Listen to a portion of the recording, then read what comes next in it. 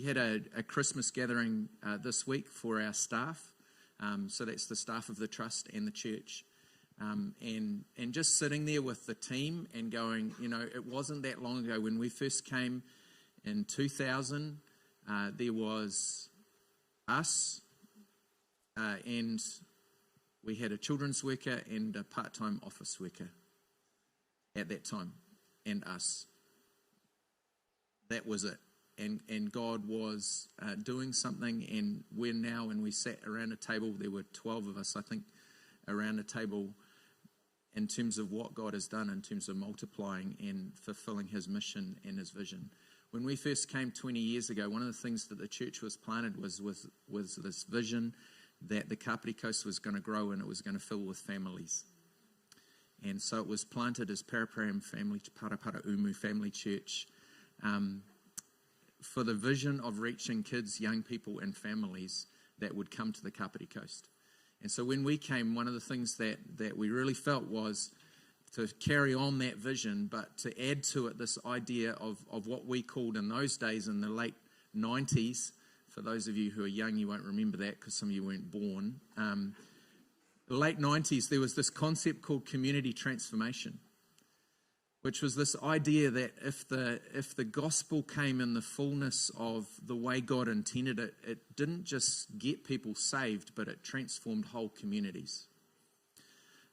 Transformed people's lives, yes, transformed families, transformed the environment, as in the physical earth, that it transformed government and education and every sector and business and every sector of our society was able to be transformed by the gospel. The gospel wasn't just about getting people to heaven one day, but it was this idea that the good news of Jesus was applicable to every part of our lives.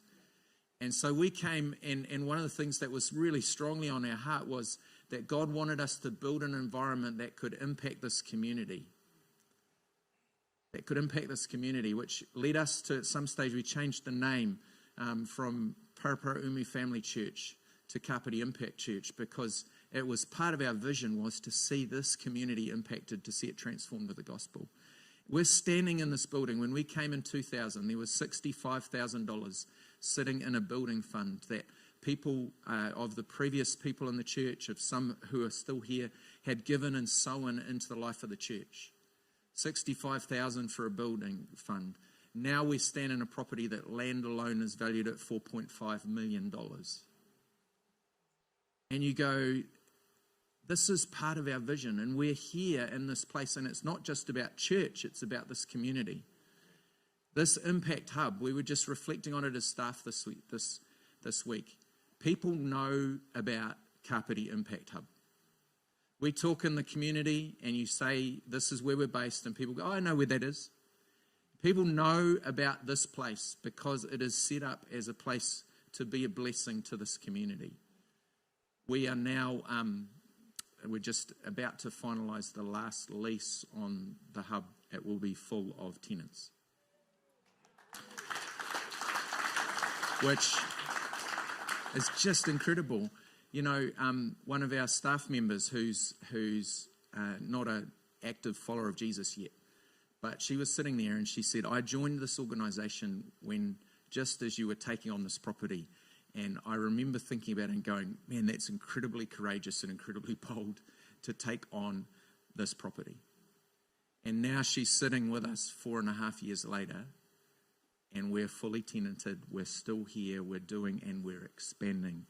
And one of the things that I just want us to take a moment to thank God for is that He's given a vision to a group of people that was Paraparaumu Family Church, Nick and Karen Klinkenberg, who planted this church in 1984, gave them a vision to impact this community, impact families. Here we are in 2021, and we're still seeing that vision take place. And God is just incredibly amazing in that. I want to just share out of Jeremiah 29. There's a passage in there, verse 4-7, and it has become one of the verses that underpins who we are as Kapiti Impact. And so I just want to read this. We all know Jeremiah 29, verse 11, which says, "For I know the plans I have for you, says the Lord, plans to prosper you, to give you a future and a hope." But Jeremiah 29, verse 4, have we got that on the screen? No, we haven't.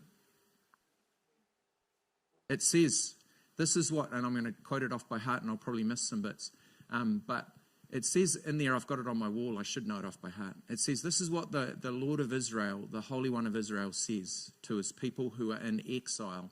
So it was the people of Israel in exile at that stage in Babylon. And he says, I want you to stay. I want you to plant gardens, build homes. I want you to marry. I want you to multiply and do not dwindle away. I want you to seek the peace and prosperity of the city in which I have placed you. For in its welfare will you find your welfare. And that for us has been a pivotal verse of understanding that there is something that happens when the Church of Jesus Christ commits itself to seeing a community become healthy and thriving in every area. And when I say that, I don't just mean spiritually thriving when people understand who Jesus is, but I mean that they've got a job, that they've got a healthy marriage or a healthy family environment. They've got a home to live in that's warm and dry. They've got food that they're able to eat. They don't have to worry about where their next meal comes from. They're safe in the environment that they live in, the village that they live in. They feel safe when they walk the street. All of those things are important. More than that, that when you walk out and you walk down our environment, you walk down the river, it's healthy. You know, when I talk to our local iwi, the first thing they say when you ask them, what does a thriving community look like? They say, our river is healthy, we can take food from the ocean, and our kids and our mokopuna can swim. That's one of the first things they say about healthy community. And I'm like, that's what God has called us to be part of. And that's what we're here for. That's why we're called Carpe Impact. And you know, some people say, well, you don't spend enough time talking about the gospel. The gospel covers everything, and it's not just spiritual, it's emotional, it's physical, it involves the land that we live in, it involves this world. The gospel is about bringing health and well-being to every part of the world that you and I are part of. And as we seek that, we're blessed by it. And you know, I just want to encourage us again today that as we push into 2022, you know, the world we live in is crying out for people who are saying, actually, there's a hope and a purpose for life. And it's beyond whatever the government says, whatever the circumstances might throw at us. We have a hope and a purpose that's bigger than anything this world could say, and it's found only in Jesus. And he wants to impact every part of our lives and this community's life.